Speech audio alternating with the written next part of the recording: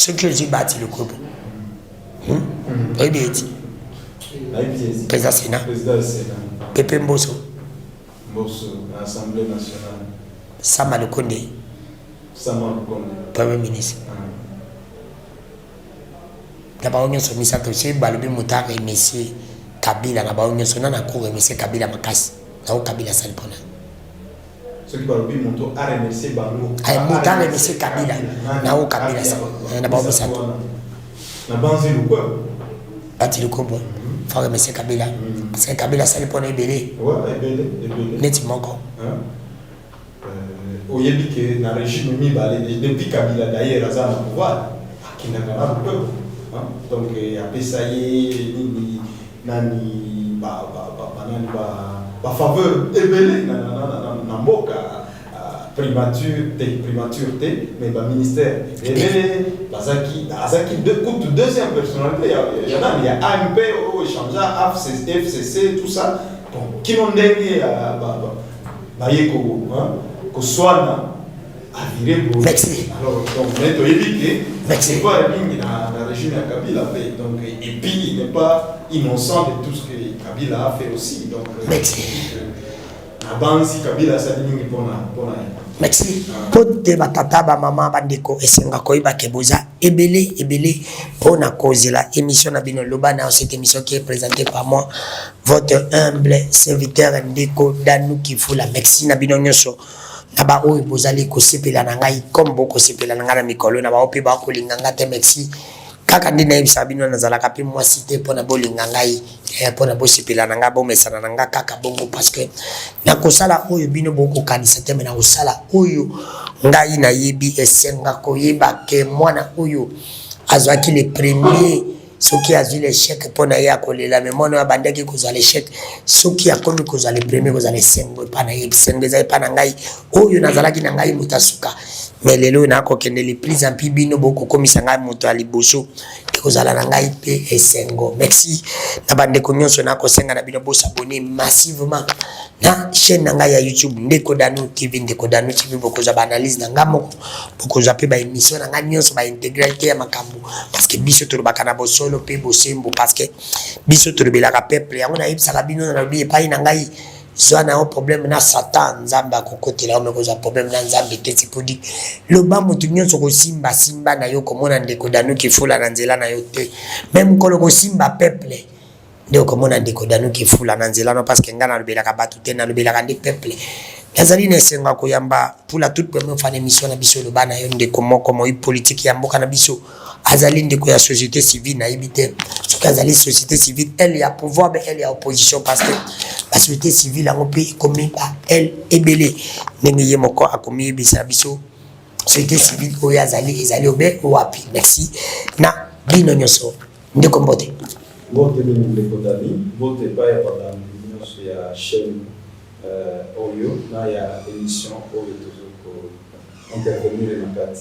Merci.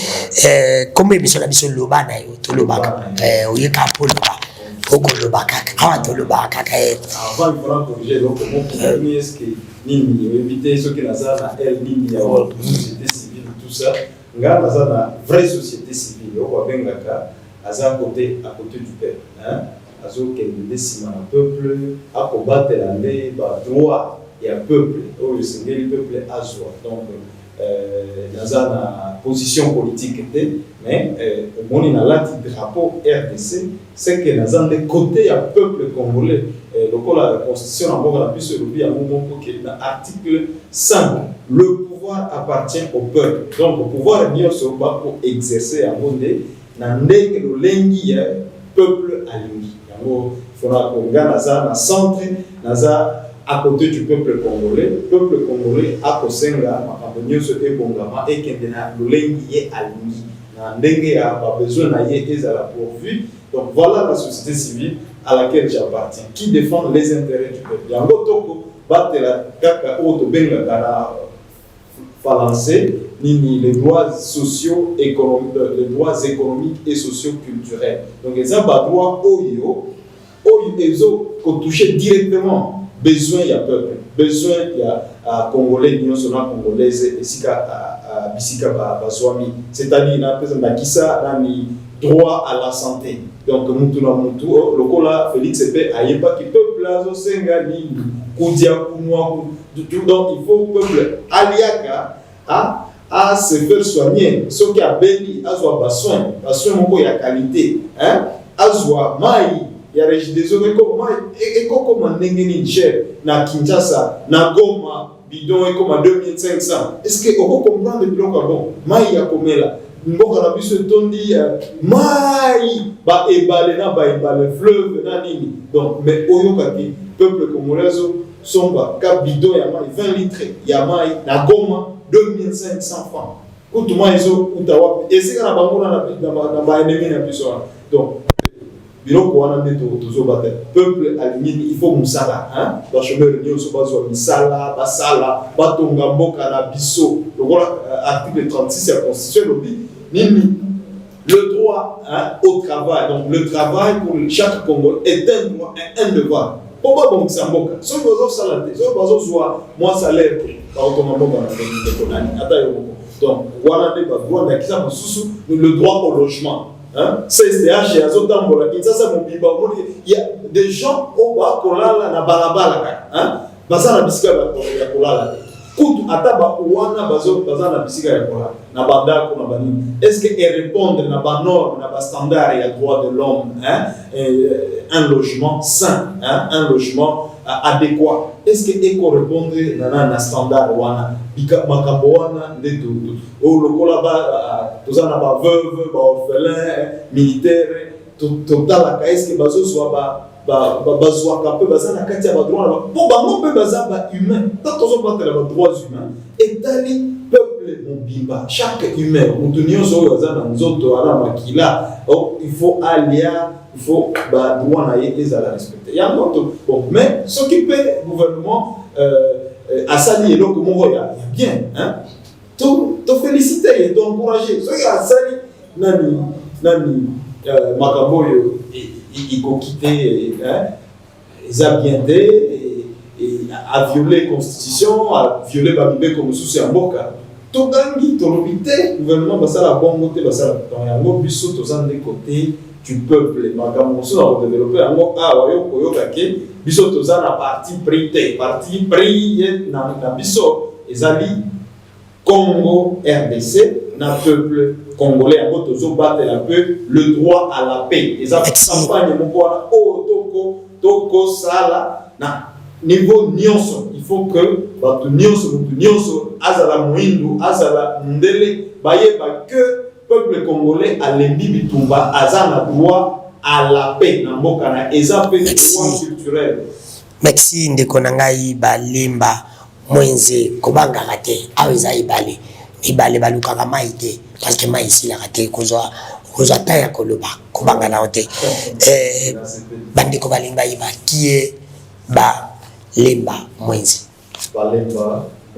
car l'invité là se présenter dans les minutes. Je suis d'abord citoyen congolais, marié et père de 5 enfants. Je suis défenseur des droits humains. Je suis détenteur d'un diplôme de master en droit international humanitaire. Je suis spécialiste de la question de la région, des questions de la région des Grands Lacs. Mais également, j'ai d'autres spécialisations, notamment j'ai des spécialisations en droit économique et socio-culturel. J'ai une formation à Banque mondiale de Zoa en finances publiques. Là, bon,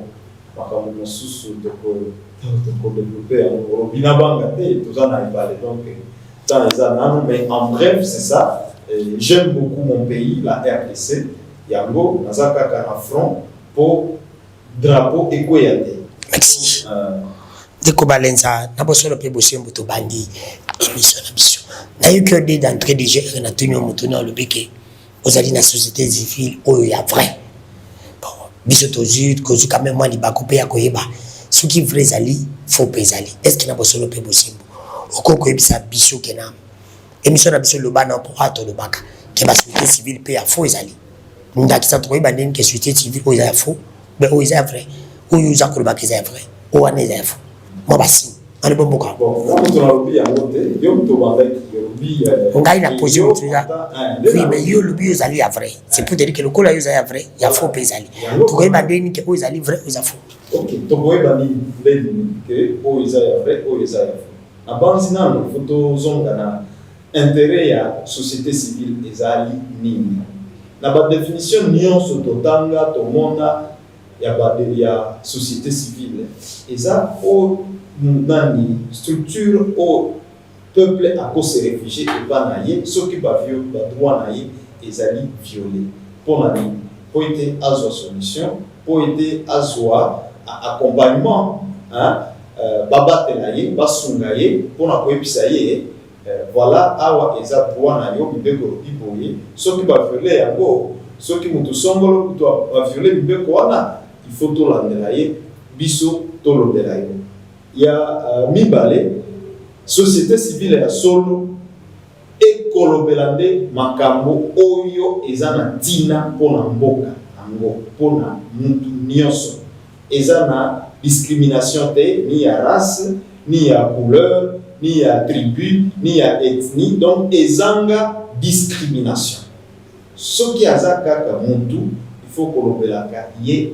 o se rassurer que aza na kati ya ba droit naye ya misatu société civile ya solo eko contrôler eza nde na devoir ya ko contrôler pouvoir public eko sala nini basala nini ok na pesi na kisa ba votaka budget mikolo nyonso chaque année bazo voter budget ok gouvernement proposé parlement a tangi yango a étudier yango a ndimi yango ok président de la république a promulgué yango. Est-ce que peuple ayebaka que budget wana eza droit na ye a landela yango ayebaka ba prévoir ki monta boye na santé par exemple. Est-ce que komi est-ce que esalemi ndenge budget e prévoir ki yango wana musala ya société civile ya so ayebaka ok pour la armée par exemple tozolo bake oh voilà batu ya mapinga nani batu en uniforme ndenge tokobenga bango baza mingi baza donc tozolobelaka infiltration tolobeli ba conditions socio-économiques ba conditions de vie au bazo vivre mais est-ce que société civile ya solo faut yebaka est-ce que ba détournaka bongo wana te est-ce que peut-être le gouvernement tinda kango eza détourné ce qui eza détourné na niveau ni il faut à s'occuper de la contrôle et action gouvernementale. Nandenge ya mabeti nandenge te azongi saka nani gouvernement na place na epo ite droit ya batu ezala respecté. Par exemple nani année oyeleki uti koleka tozu rapport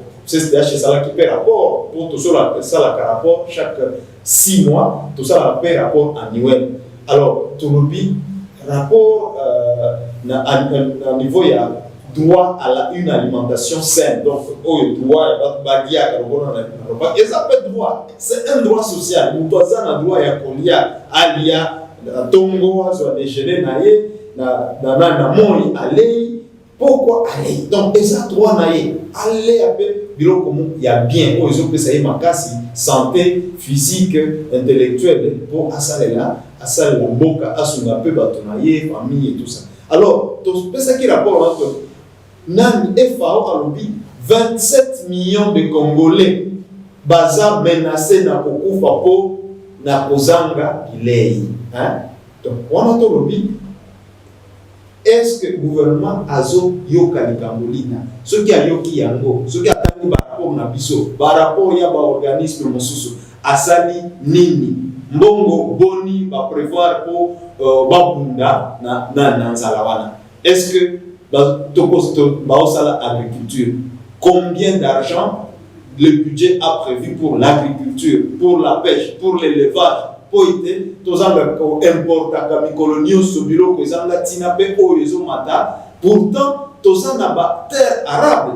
Président de la République et moi le qui a un discours na ya liboso. Alors qui boye nous avons 80 millions d'hectares de terres arables. Alors qui peut tozana 40 millions de terres dans un discours yango nakola kisa donc alors 40 millions de terres irrigables donc et ça dit combien autour de 120 millions de terres arabes c'est-à-dire kosala bilanga et ça devoir au gouvernement mais ce qui société civile azo la kisaye bon côté aye parce que voilà autant bâtir combien en agriculture pombo cannabis écoleis Africa mobimba chaque congolais a colia 3 fois par jour biloko mususu a panzi biloko mususu a boaki le reste gouvernement a exporté a pesina bango mususu bazanga esika kosala bilanga tout ça ce qui politique gouvernementale eza bien ce qui est basé dans droit humain mbongo nyonso ezokende na biloko moko ezanga tina ekombatelande nini mabele na biso na lolengi luna pe pour s'occuper peuple azolia azozwa makasi asa pe na conscience wana ya nani ya patriotisme ke amboka na biso vraiment ezopesa nga bilei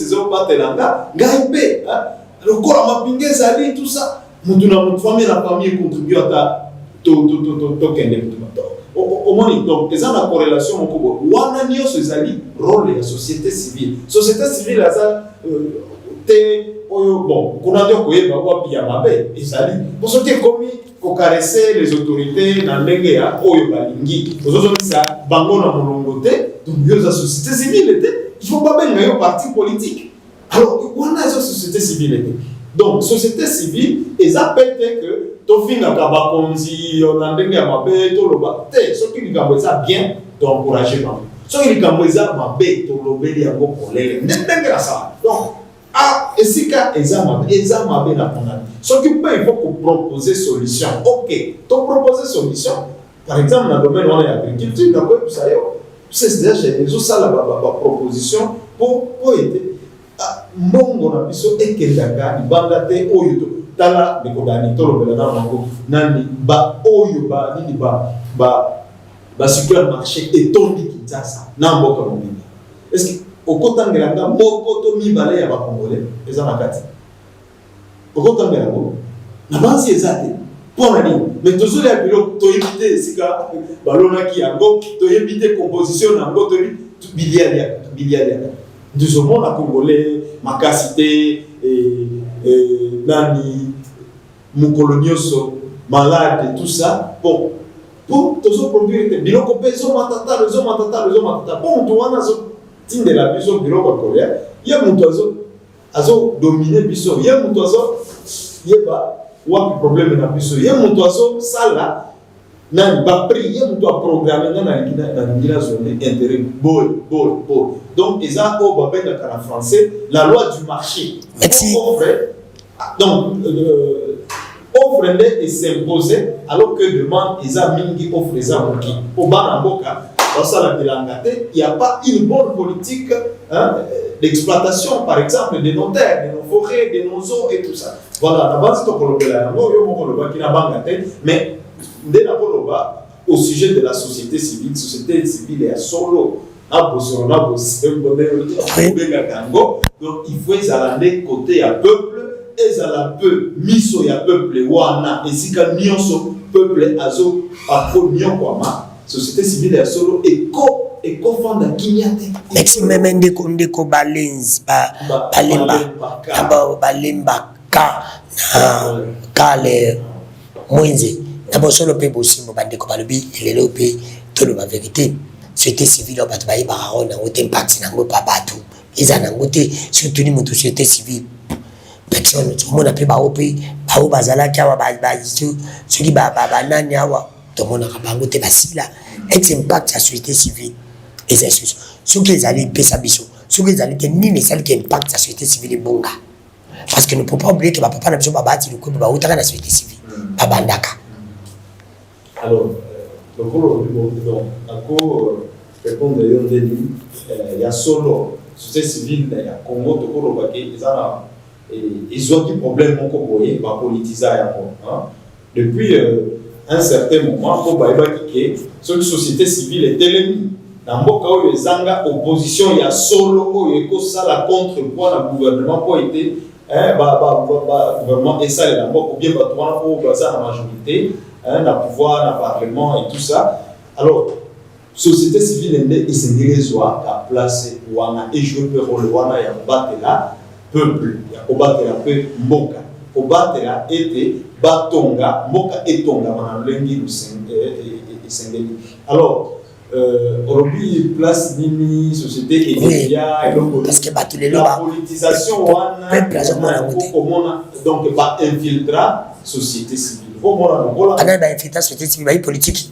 Ba politique. Bon banani. Donc balinga qui va fragiliser yango comme on a ba susu voilà batini aza société civile aza pe politicien akati. Donc wana ne eloko et komaki na société civile. Mais encore le bas dans le colopoyo ce qui est bien depuis un certain temps société civile et ezolamuka pour tout le monde qui société civile est so ekendawa to batela na ngoto biso to insista na CDH tout tika o babengaka droit civil politique donc au droit de la première génération tout suit les droits de la deuxième génération le droit économique, socio et culturel. Wanande ekotala directement le droit des citoyens. Pour l'année, n'a pas si explication.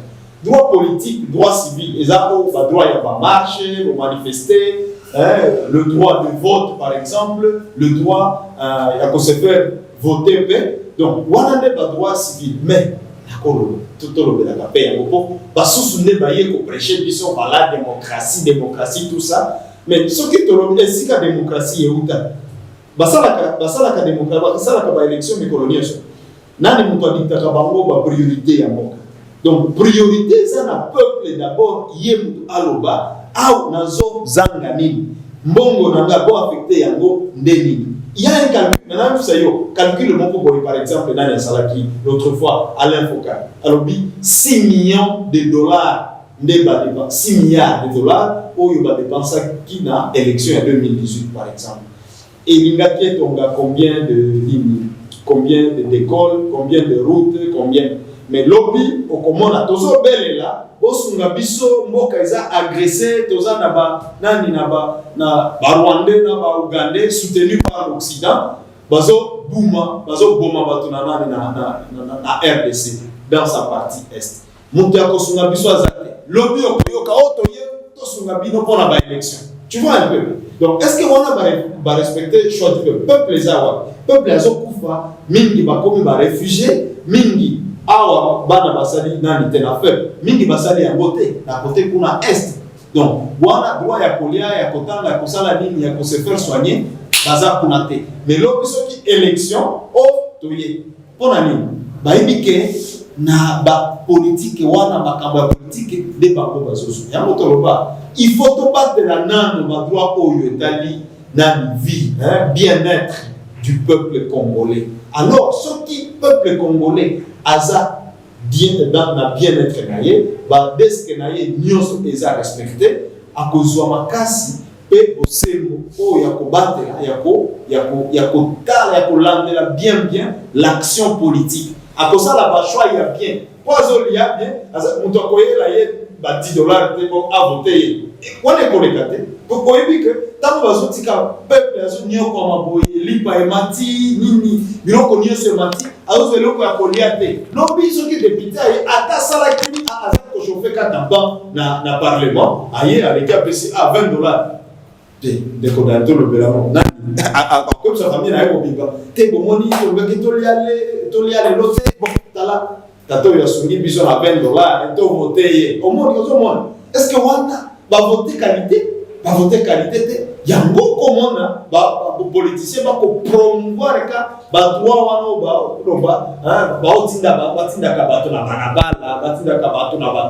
tout ça. Et puis on va dire, voilà, il y a le droit à la manifestation, à la libre expression et tout ça. Mais au nion se wana impact et ango et pas y a vie à peuple et amis. Merci ndeko na ngai tokota mukena yi makambo etali politique ya mboka na biso ayo en tant que moyen société civile aux Anamituna. Première question, 70 ans après Congo indépendant, on dit que Congo est polikaka Congo a kokola na kozonga makanisi ya mwana muke. Est-ce que Congo 70 ans évolué, tout évolué? Ce qui évolué, problème ya Congo za nini pour Congo za ko évolué? mo yo en tant que Moïse société civile makantina. Merci Mingi. D'accord au bango un peu avec moi regret. Il n'y a pas de problème. Pour 62 ans déjà, on a encore les abouko, les obans, hein. Donc un homme âgé de 62 ans, c'est quand même une grande personne, c'est un vieux homme. Alors, dans 62 ans, tout le monde va bengaki indépendance ya Congo. Lumumba, Emery Patrice Lumumba, héros national, hommage à lui encore. Abundaki makasi.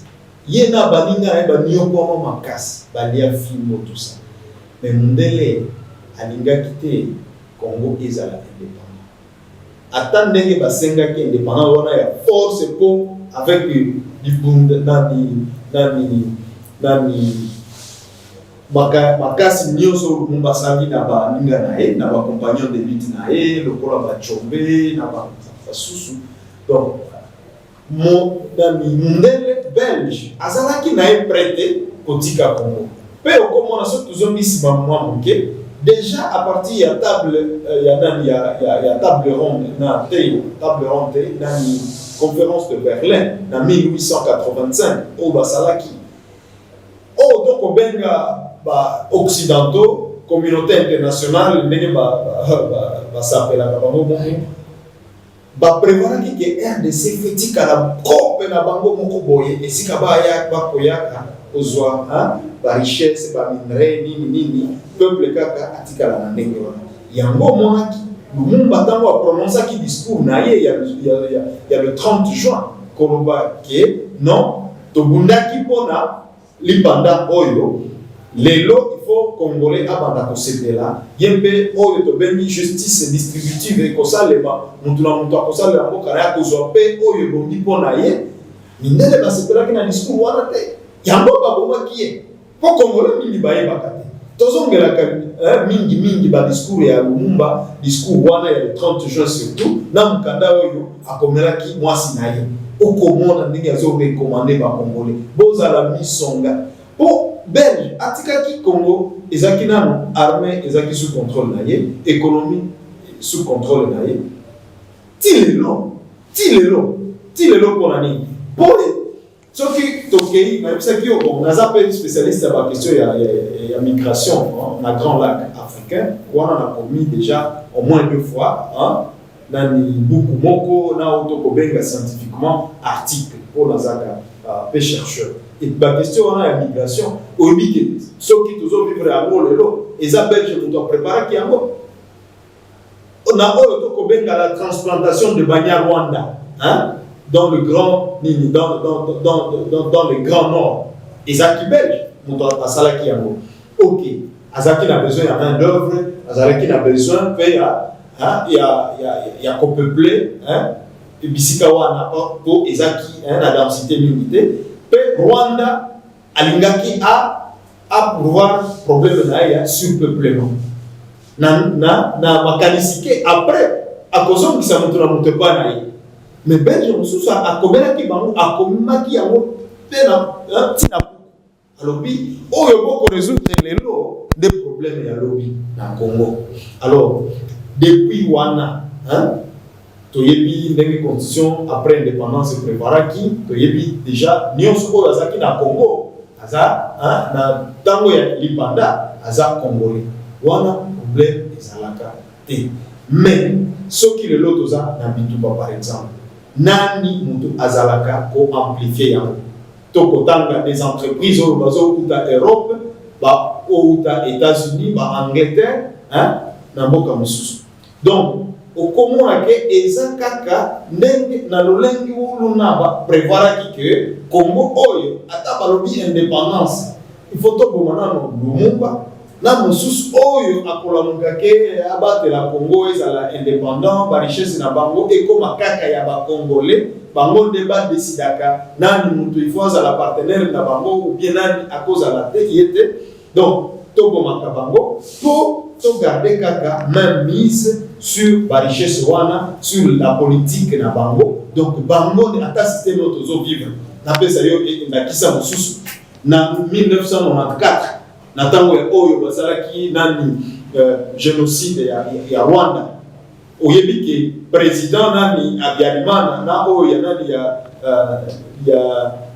ya Burundi bautaki Arusha après bazaki na sommet après bazozongane babeti bango babeti donc tirer sur l'avion qui a amené les deux présidents wana nde ebandeli ya génocide ya Rwanda bautu na batutsi bakomi kobunda et profita na régime oza na pouvoir lelo régime ya dictateur Kagame oyo eza na Rwanda pour baorganiser yango mpe na noko na ye Museveni.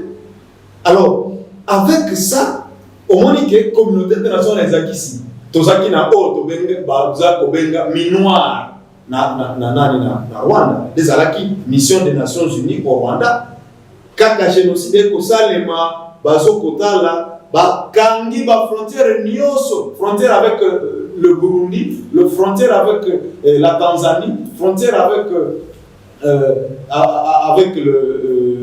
avec l'Ouganda, bakangi yango na nini na tina nini poete ba réfugié ou tout nyonso bakendaka na RDC. Pour wana nde ezalaki bazo dala, il faut pas s'occuper na RDC. Il fallait pas créer raison il y a intervention, il y a bitumba na RDC. Après, au monde de c'est-à-dire après le Mumba, nous devons combattre l'indépendance du Congo.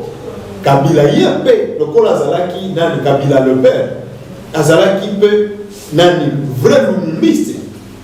Alors à Tikala Koyokanana, Mobutu se sculpté, pour nani pas émiqué. Oh, Azaki na ba complot wana ya Koboma nani héros national Patrice Emery Lumumba.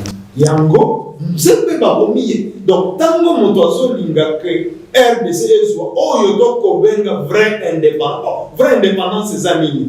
Moto ayebisaka biso te oh non te yoza président ya Congo kendelo solola M23 un groupe terroriste mais bako senga et ya tout un chef de l'État oh non te il faut pas que ne solo. Est-ce que on a tout ça souverain, tout ça souveraineté? Il y a un bon peuple qui a revendiqué il faut souveraineté dans les onglets. Pour Bango, toutes ces multinationales là, mais bah ça utiliser la pouvoir, on a pas dit le pouvoir il y a État congolais.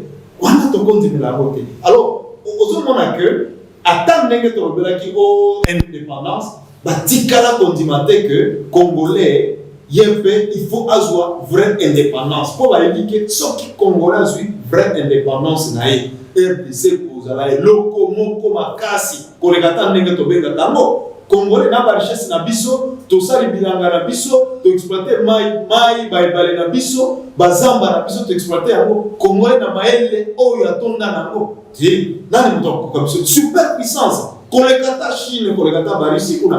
Alors omoni ke yango il faut congolais ayeba makambo wana nyonso ayeba ke ata lelo tozo Rwanda Uganda batake biso bangote communauté internationale il faut ça la paix claire to boy to za paix la campagne wana la campagne sur le droit du peuple congolais à la paix et ça la charte des Nations Unies ce que Nations Unies a promouvoir yango te babo makaka Nations Unies revoir la Société des Nations pour ONU et remplacer qui il faut pas revoir les macambo pour sécurité na paix et salibasa la ONU mais ça qui pour la sécurité na promouvoir sécurité na paix internationale c'est quoi ONU azana mboka Congo pendant 30 ans totikala komona jamais la paix kimia bande ko ba kokufa le kola ba nyama le kola ba daba ba oboma le lengi moko to bende na droits humains des conditions inhumaines de traitement cruel dans le terrorisme mais l'ONU n'intervient pas pourquoi donc oyoki ke indépendance wana ezate ONU eskaza pour la kosunga biso pour kimia ezala soki eza pour na tina wana pour na nini kimia ezate soki omoni pe bien ba congolais pe so ba moni bien nani bisika ONU aza représenté de bisika bizangaka nani bizangaka kimia de bisika baboma pour na nini bisika pe bitonda na baolo na ba matière première merci Mali ba osala merci ndeko na ngai baba lenza quand vous parlez Quand vous parlez bisika etonda or na diamant na rotuna mutuna parce que ngala za journaliste na le brabosolo pe bosimbo lelo ko ebisanga yi na Lubumbashi na Katanga pe or ezalaka diamant ezalaka ba pe na richesse pourquoi bitumbeza te bitumbeza kana est eza côté mingi kana Bukavu Bunya Ituri et pourquoi pas pe na nini na Katanga ndeko dani oyebi Katanga stratégiquement la tunika parce que yo le makabana faut tout raisonner voilà Katanga yo kanisi bitumbeza ba mekaka ba yaka mbala o nini photo sala sécession katangaise tout ça ba mekaka yango banda Lumumba oyebi ki ezaki parmi le problème ezalaki pas Lumumba oh, parce que le peuple katangais, oh non, sécession, tout ça, et ça l'a dit le lot. Ce qui est, quand la minité, on dit que ça, la table ronde, oh, au moins, même Moïse et Kabila, ça la table ronde na bango, oh, Bana Katanga, Bazonga, Bomoko. Le président Félix Antoine Tshisekedi a certains qui n'ont pas une table ronde pour la paix là-bas, et ça qui dit, et ça, ba graine, wana, ya guerre, bazola, ça, bisika binso, pour baébike. Côté wana ya ngope papia nazaka DDH de terrain nazaka ya salon UPTO na fanda na sapé année passée je fais de Katanga juste pour voir comment quand vous voyez de Katanga depuis Otoko Benga le Katanga après la nouvelle structure administrative ti aussi na balabala ya Kasumbalesa kino nini Kolwezi na province ya Lualaba. Au Komona, à côté, un peuple qui souffre, qui nage dans la misère, mais Oyo, Nani Balabala, Basala, va tracer de Kolwezi jusqu'à Kasumbalesa. Chaque minute, c'est des véhicules. Oyo et la Dani, Bazo de nos matières, Wabi est traversé et les frontières Kasumbalesa et Kende Poto. Peuple Oyo, Aza Isika Basala Kango, à Komona le côté. Là, alors, est-ce que tu fais ça pour le bonani, kuna ici la kate. Kuna de bazwaki position, il y a bien ya petit ya Rwanda, moto aza utilisé na ba superpuissance, Uganda moto aza utilisé na ba superpuissance, ba frontière na enyoso ezande côté kuna. Alors, esika wana de bazwa facilité, le kola Rwanda na Uganda. Nenge tobenga kango na relation internationale ezaba état nani ba oyo kosa ba état satellite ekosala o tobenga na français guerre par procuration pour États-Unis apparaître yé mon côté France apparaître yé mon côté nini Angleterre apparaître yé mon côté il faut tinda kaka soki États-Unis azui ba Pakistanais na ba Afghan na o atindeli Museveni est-ce que États-Unis continent mobile bazangi nani bazangi place o Angleterre azui ba soki ba terroriste mosusu aye lokola bazo former des terroristes na grand lac o il faut atindela Kagame azana place wapi ba yebi géographie bien ya grand lac a ba yebike Rwanda ezanga place, Uganda pe ezanga place. Donc bazakande na kope mosusu. Photo yebela kango, to bisaka peuple lokola a décidé à se prendre en charge. Il faut zala et kenga zala misonga. Donc bazo utiliser place wana pe oyebi que ba yebi que ba ko apparaître bango moko et bango mais ezala lokola Rwanda, ezala lokola Uganda, ezala lokola ba oyo ba kubenga a Congolais M23 Congolais a ko zuwa ba arme pour mboka na été et bekisami so ya Congolais qui va qu'il va pousser pour ça infraction merci contre la nation merci ndeko na ngai to presque na suka émission na biso tout ce que na 5 minutes to aborder dernier sujet tulingi to lobela bokutani ya mwana mboka Félix Antoine Tshisekedi notre président Fati Beton na Kagame lui en tant que moi société civile ya Congo. Qu'est-ce qu'elle rencontre Wanandi Bakutani, Otuvango Boni, tous les lignes. Qu'est-ce qu'on peut voir au Congo après demain? Yayambo, Toko c'est la ligne. Yayambo, le président Félix a évacué. La communauté internationale est ingréée en erreur. Kagame a posé la première condition. Avant, ce qui a une base bien, il y a sincérité, À l'ingé diplomatie, il faut annoncer ça. Bah, terroriste n'a un bon cannabis. Que qu'on ne sente plus un seul terroriste du 23 sur les sols congolais. C'est des Rwandais, c'est des Ougandais. Nyonso Babi. Ils doivent faire respecter l'intégrité territoriale. C'est la condition première pour toute négociation. Il y a mi balé. À Keba, na ba offre au bas au pesa, au to ko benga, ba cadeau empoisonné. Na benga kangope nini cheval de Troie. Aux missions nini conjointe d'intervention à l'est. Heureusement, le peuple a se soulevé. Dans la société civile Mobimba, ils ont unanime la question. Wana to boy makamboya Eastern African Community koyako kotinda nani ba mapinga na ye ba armée soi-disant conjointe na RDC to boy.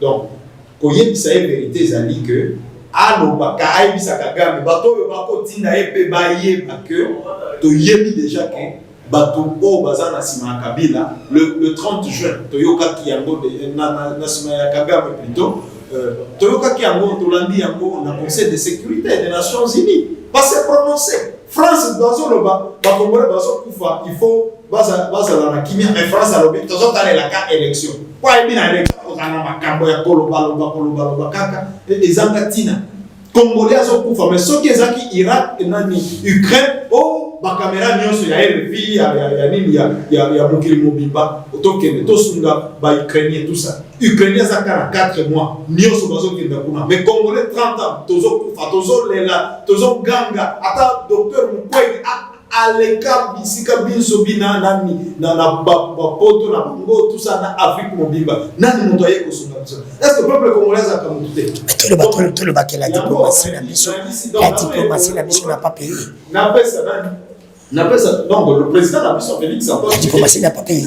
La diplomatie, il y a bien, il faut développer la défense nationale. Azon la denamboka. Atama nyoso wana ya ba diplomatie tout ça. Asa la keba. Ba kope ko boma e ko ba boma ki abialimana na o ya Burundi soi-disant sommet tout ça meni sommet ba organiser ce sont des criminels. Des grands chemins. Nous savons ni nani Kagame. Président voyage à Canada, il est sous-souté. Ceux qui ont voyagé sous-souté, à quoi voyager peut-être une fois l'an. Une fois là. Mais comment il va faire vivre le Congo? Ils ont qui m'a bien la diplomatie. Président Azanaba, ministre des Affaires étrangères, Azanaba conseiller spéciaux, Azanaba ambassadeur. Bon, tout ça, balobaka, n'est-ce pas entre guillemets, tout ça en bonne relation na États-Unis. Comment la président des États-Unis a été là? Est-ce que la diplomatie au sein de la France, combien de fois a été là? Président Macron, aussi au moment président de la diplomatie. Donc, diplomatie, il y a la relation internationale. Donc, la diplomatie a des institutions pour faire la diplomatie. Il n'y a pas que le président. Parce qu'il faut qu'il fasse attention. Ce piège-là de ces criminels qui avaient tué 2 présidents, alors que Bazonga qui n'a sommet, il y a Arusha en Tanzanie. On peut le piéger aussi comme ça parce qu'on sait que du point de vue diplomatique, il n'y a pas le Bouddha Nyosoro Kagame à côté de la Mobimba. Et ils ont appelé qu'ils ont des locuta à ça la faux commerce, il y a mensonge. Alors, plan Moussous, il y a un autre président Fati, avant d'Anamboka Awa, bon, il y a un voyage Nini, et tout ça, la Nango Bilanga, peuple congolais alien, Alia, Biloko, Ekitata, Lotos, tout ça, Yepé Azala en sécurité. On ne peut pas faire l'amitié avec des hypocrites. Tu sais comment Monseveni appelle les traités, les conventions, tout ça. Avec la Congo, Bipapura. Donc des papiers. C'est-à-dire qu'Atas une convention a signé. Monseveni, lui, c'est que à combattre, à collaborer intérêt à Mokanaï. Donc nous aussi, est-ce que aussi au moins Monseveni a ils ont exemple. Natuni, Monseveni aussi au moins na Congo, depuis combien de temps? Depuis que Fachi est là, aïe, combien de fois? Donc, le président a besoin de côté Kalaramboka, sauf que la diplomatie est consalée. La diplomatie est bien. Sauf qu'il y a fabriquer armes nucléaires dans le Congo, au comment on a président des États-Unis à quitter aïe comme président de sécurité. C'est ça. Donc, la vraie diplomatie, il faut tout développer à l'intérieur. La puissance économique, la puissance militaire, la puissance financière, la puissance à tous les niveaux. Le reste ira de soi. On n'a pas besoin d'aller chez autrui pour tout ça là, ni diplomatie. On va obliger le peuple congolais et qu'on dit encore en détresse pour tout le Belakayango. Occident et Zolukate Congo ezala na vrai nationaliste oyo akobate la mwana Congo azongisa ye na place oyo ebongi pona ye baoli na bongote. Donc voilà pourquoi makambo wana yaba oyo na batisa on le voit que nazana ebale ndeko dani ozana ebale parce que moi tango et monsieur Sili pour mission va na ko no souci fallait to lo na ba diplomatie wana ya hypocrisie. Tala Kagame Mutazo Goma, na Congo depuis 30 ans, mais bah pessier nani présidence ya francophonie. Boyete biso Congo toza 4e place na francophonie. Ce qui est là qui va français na ba premier parleur du français. Alors à quoi ça nous sert?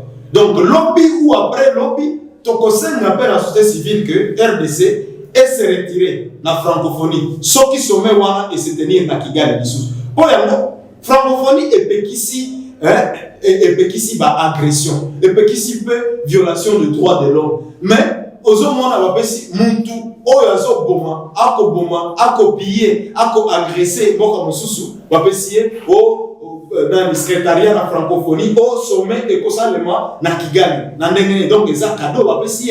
Aza aussi au monde wapi muntu moko donc pays moko eza francophone eza anglophone aza na Commonwealth basi ici sommet na bango wana pour bala kisake ba soutenir Kagame wana nde vrai nani preuve que les occidentaux merci ndeko to aussi de ces missions na biso ya mokola lelo na commune na Rebiki na benga question directe réponse directe ozopona.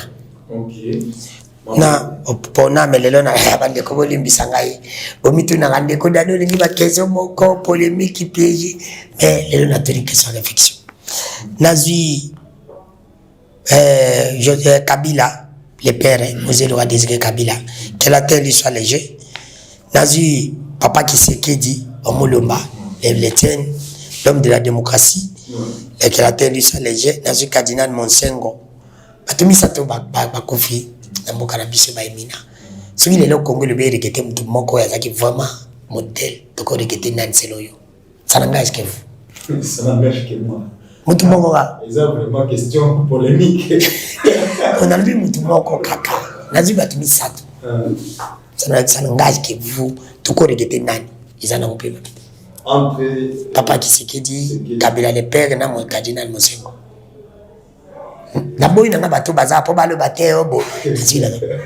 C'est vraiment compliqué pour justifier ça. Bon, voilà, c'est non, en tant que c'est lui qui incarne vraiment la population, si la population veut regarder. Merci. Nazi presque 3 personnes qui sont vivantes. Ambongo. Docteur Mukwege. Bangomisato.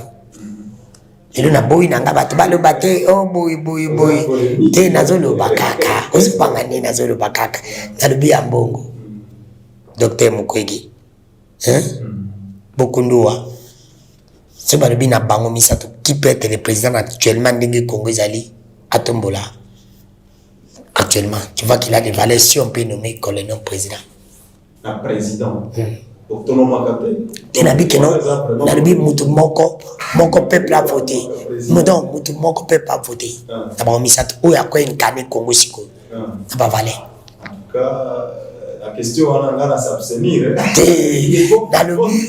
nalobi beaucoup de la société civile jamuna kika la société civile élection ezala libre tikana bon ma question on les appelle bato yo tozakana bango soki na bato yo ba croire ngai so na position boye ezaki na influencer déjà mais non na bango misato bazaba icône bazaba bato peuple anti-guerre tenabi peuple no bato pe bazolo ba pe na toujours ka bazo ba Docteur Mukwege postulé ya on a ti ba misato nabi ti yo bi voix na yo moko opesa wa okopesa nani oh vote des appels secrets on a quoi oh ngala ko na convaincre ngala nana convaincre kasi Non, na convaincre. Ce qui n'a pas le domaine de droit de l'homme.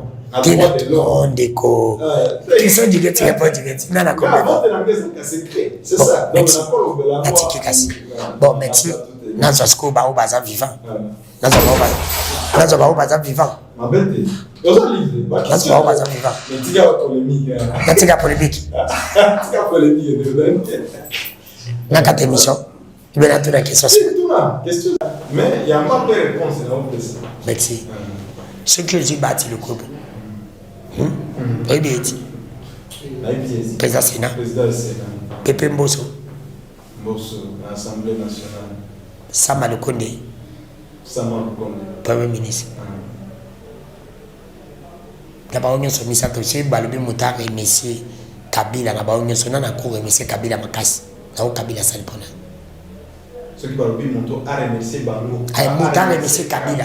Là Kabila Salpona. D'abord, nous sommes à Banzi le quoi? Bati le Kobo. Faut remercier Kabila. Parce que Kabila Salpona est belé. Ouais, est belé. Nettement encore. Au Yébi, dans le régime depuis Kabila d'ailleurs, à pouvoir, qui n'a pas le peuple.